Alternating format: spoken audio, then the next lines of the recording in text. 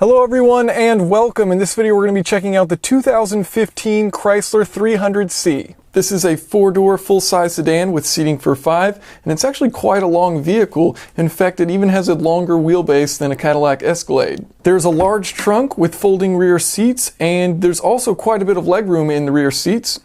Under the trunk cover is a spare and also the battery, and this is good from a weight distribution point of view, especially since this vehicle is rear-wheel drive. You also still do have a positive terminal up front if you need it. Under the hood is a 3.6-liter V6 engine, dual overhead cams, 4 valves per cylinder, and variable valve timing. Features aluminum block and heads and a compression ratio of 10.2 to 1. It produces 292 horsepower at 6,350 RPM and 260 pound-feet of torque at 4,800 RPM. As far as fuel economy is concerned, this vehicle received a rating of 19 in the city, 31 on the highway, which is actually pretty good for this segment. And in my own testing, about 52 miles of primarily highway, the vehicle achieved about 30.8 miles per gallon. There's many things they've done to improve efficiency with the new model, and several of these include variable steering effort electronic power steering. So there's a hydraulic pump which reduces steering effort at low speeds, but when you're on the highway, power assistance is reduced and this increases the efficiency. They've also changed out the steel axles over to cast aluminum axles to help reduce weight, and the front axle can also detach from the all-wheel drive system if you've purchased the all-wheel drive option when the all-wheel drive is not needed.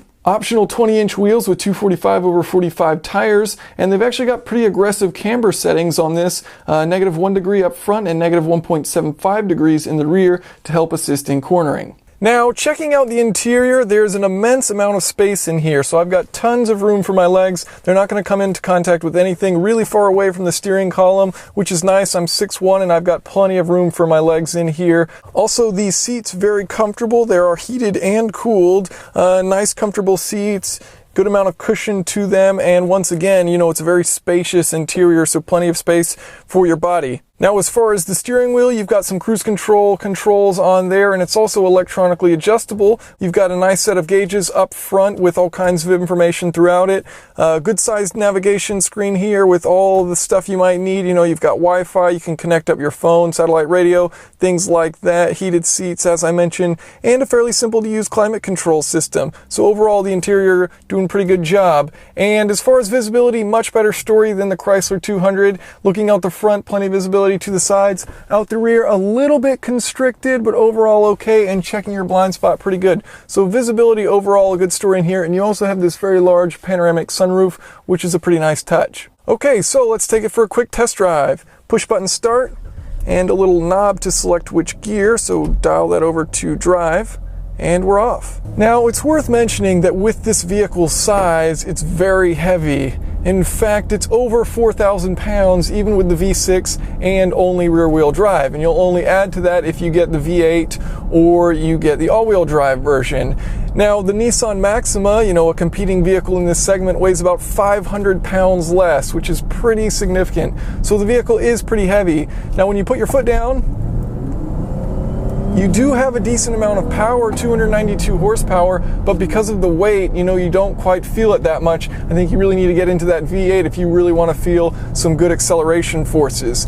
To put it into perspective, this has about the same power to weight ratio as a Scion FRS or a Cadillac Escalade. And it's kind of a hybrid between those two vehicles anyways, because like the Scion FRS and the Cadillac Escalade has a weight distribution, I believe, of 51-49. This is 52-48, and the Scion FRS or Subaru BRZ is 53-47. So all very similar in weight distribution and power to weight ratio. Now, the ride quality in this is fantastic. It's a super quiet interior and a really soft suspension.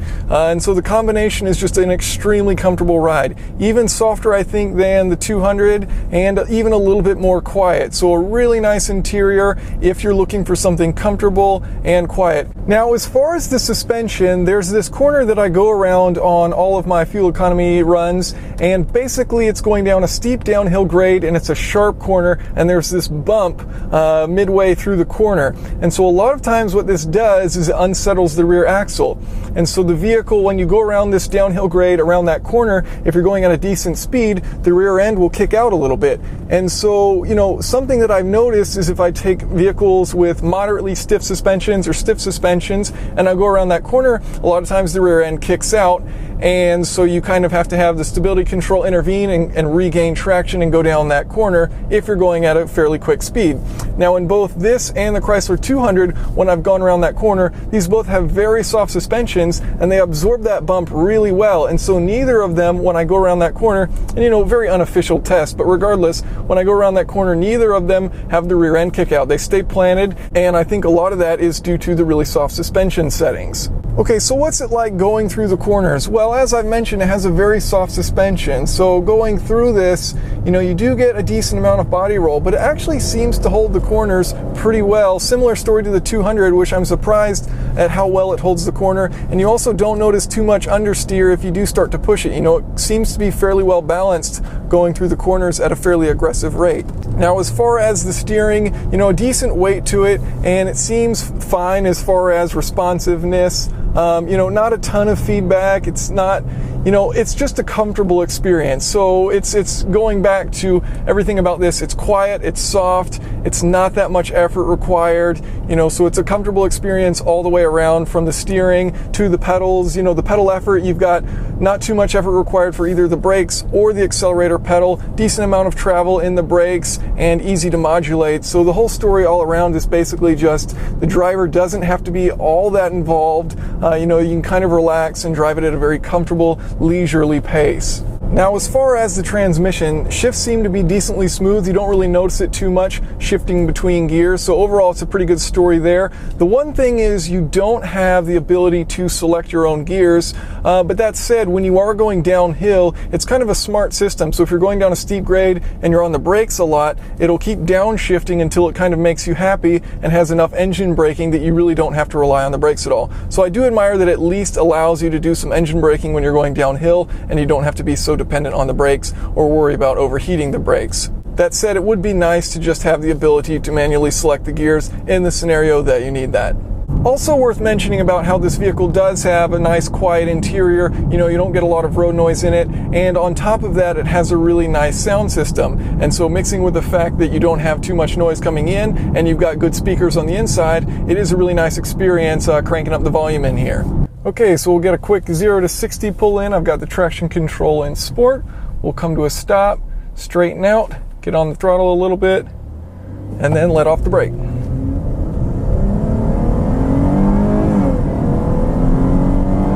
And there's 60.